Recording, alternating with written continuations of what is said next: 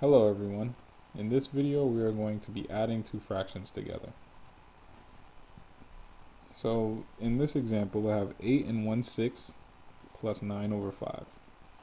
If we want to add these two fractions together, we need to remember that they need to have the same denominator. But first, the safest way to go about this is to make sure that both fractions are improper fractions, or rather not mixed numbers.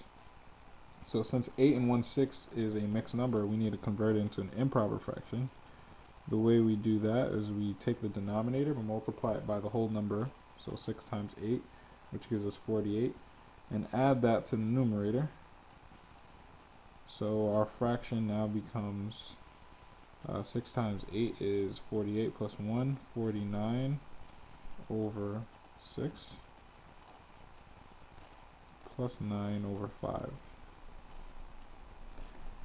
Now, in order to add these two fractions together, they need to have the same denominator.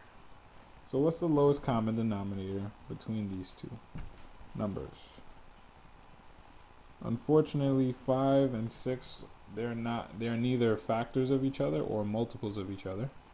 So a common denominator to find would be to just multiply them by each other. So 6 times 5 is 30, so our least common denominator is 30.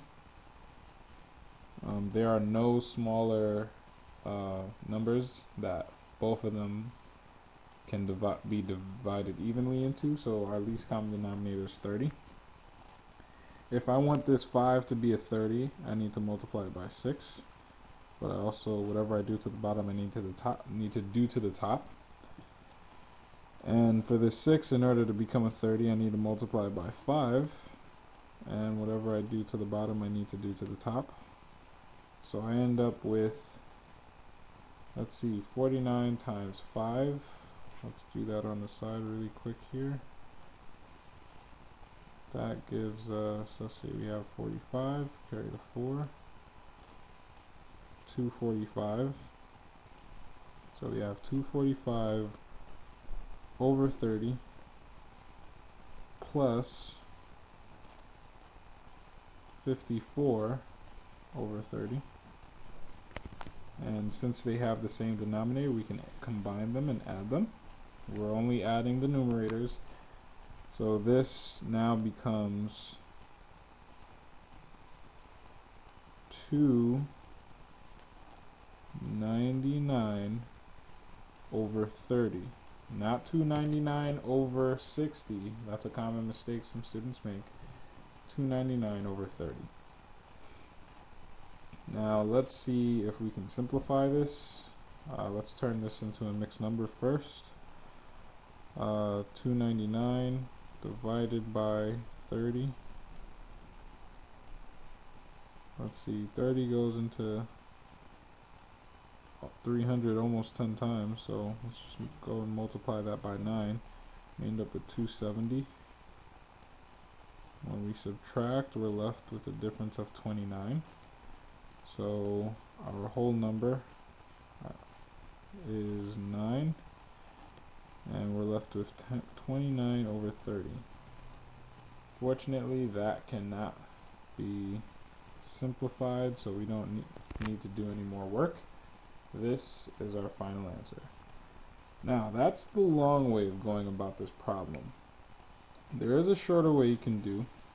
Since both fractions are positive, we can actually do this a little bit faster. So let me start by rewriting the problem. 8 and 1/6 plus 9 over 5. So since we are adding these fractions together, there isn't really too much guilt to work with here. So what we can do, we add the whole numbers with each other. Since 9 over 5 doesn't have a whole number, we can just leave it alone. So we're going to carry the 8 over to our answer. Now let's try working with 1 over 6 plus 9 over 5. So we can try and add these fractions together regularly. Like we said, our lowest common denominator was 30, so I'm going to multiply this by 6. And I'm going to multiply this whole thing by 5. I am left with 5 over 30 plus 54 over 30, which becomes 59 over 30. And if I turn this into a mixed number, this now becomes 1 and 29 over 30. So now I'm just going to add that to the 8, and my answer becomes 9 and 29 over 30.